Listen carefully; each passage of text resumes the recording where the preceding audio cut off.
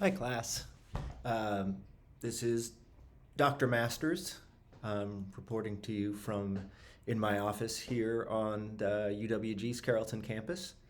And I just wanted to welcome you to the class to talk about a little bit about one of the ways I'll be communicating with you, which is through weekly videos.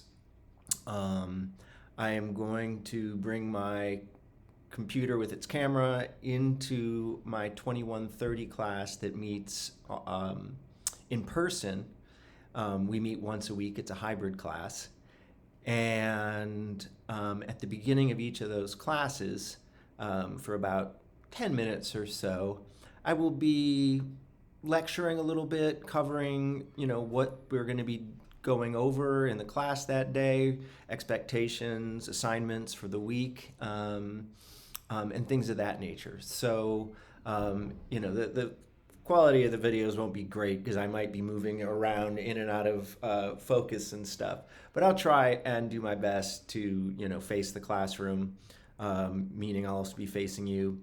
And what I'm going to do is put up a document for each of those class periods that a very brief outline of some of the things I want to talk about, some of the things I want to cover. Those will be, very short. They'll probably have about that much text to them, maybe some quotations that we're going to look at that day, things of that nature.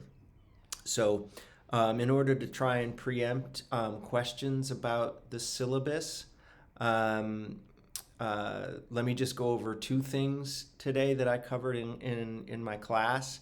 One is that you're going to have a weekly quiz and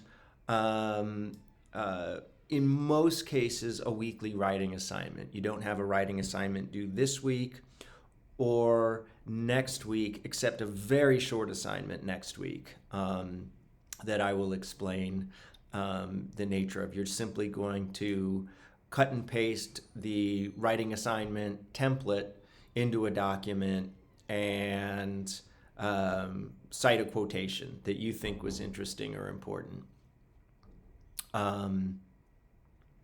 Sorry, I thought I had a knock at the door.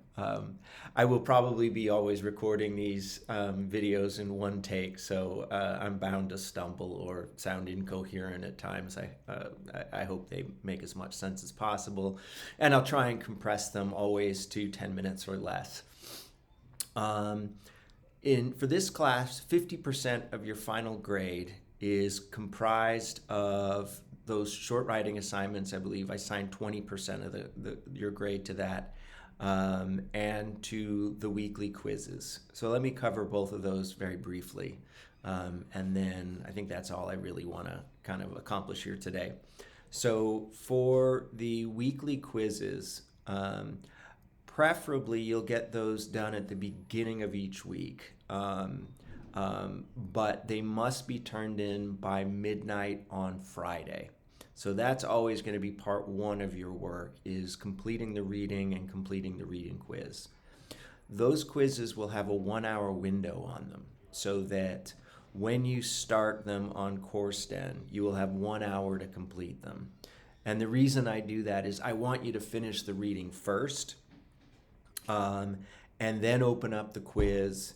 And you should know all the answers just from having done the reading recently. But if something escapes you, a detail or a character's name, the quizzes are obviously open book. You're not cheating if you're looking at your book while you're taking the quiz, and you might need to look something up. But this means that you can't open up the quiz, find out what the questions are, and then just briefly skim to find each of those answers, which you wouldn't be able to do in an hour's time. You'd end up having to do the reading for most of it anyhow. So those quizzes will be open until 11:59 p.m. on Friday. So and once that window is closed, it's closed for good. I don't give makeup quizzes. It's too much of a hassle.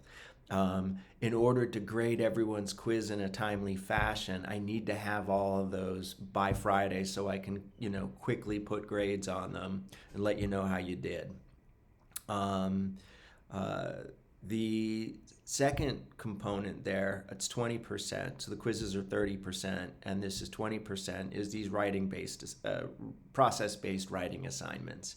I will give you incredibly in-depth directions on how to complete those. They'll have written instructions as well as a template that you'll simply need to follow and plug in your ideas and your answers to the questions right there.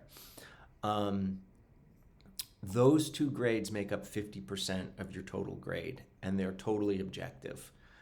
So if you're not a great English student, you don't fancy yourself an English major or the world's greatest writer, you can still guarantee a B in this class.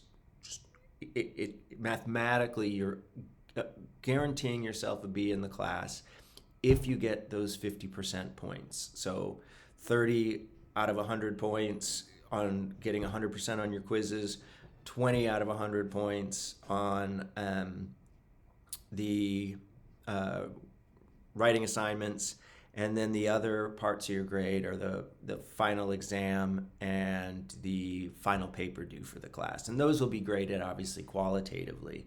Whereas the writing-based assignments, if you simply follow the instructions, do them as I say to do them, essentially, follow the template, I will be giving you a 10 out of 10 on those if you turn them in on time. Speaking of on time, I close the window on those writing assignments on Sunday at midnight for the week that they're due. My goal will always be to post the quizzes and the writing assignment 1 week before they're due, or at least 5 days. So you have plenty of time to take the quizzes and complete the assignments. If you get 50% of that grade, you can't not get a B in the class, no matter how poor of a writer you are in terms of the final paper. Though I expect you guys made it through 1101 and 1102. You should be fine. And most likely you'll get an A in the class. And I don't have a problem giving out A's. I'm not a stingy grader. I will give you the grade based on the hard work you do during doing the reading. And this is a reading-based course with some writing attached to it. You can see that I put more emphasis on the quizzes that tell me that you've done the reading and you've read every single page, because the quizzes are going to cover some very small details that you have to be close reading in order to get. And there's always going to be 10 questions plus a bonus question on those. So you can get 11 out of 10 on all of your quizzes. I've had students do that and have like 108% for their final quiz score. All right, I think I've gone on long enough for this first video. Again, welcome to the class. I'm Dr. Masters. When you write to me, you can either call me Professor Masters or Dr. Masters. Mr. Masters, it just sounds weird. Mr. Master, remember there's an S there. Mr. Master just sounds bizarre. So does Dr. Master. So there is an S at the end of my name. I always get a couple students who call me Mr. Master, and it's uncomfortable for reasons that have to do with American history. I will be giving you another introduction to the class to talk about our focus and topic for the class, which is American apocalyptic literature and film. So I look forward to our next one-sided conversation. If you want to talk to me in person towards the beginning of the semester, just send me an email saying, can we do a Google Meets? I'm available at these times, and I'll say sure. And it can just be a couple minutes just to make face contact and for me to get a chance to meet you. So totally optional, but I'd love to have a one-on-one conversation with anyone who's interested. All right, take care, everyone.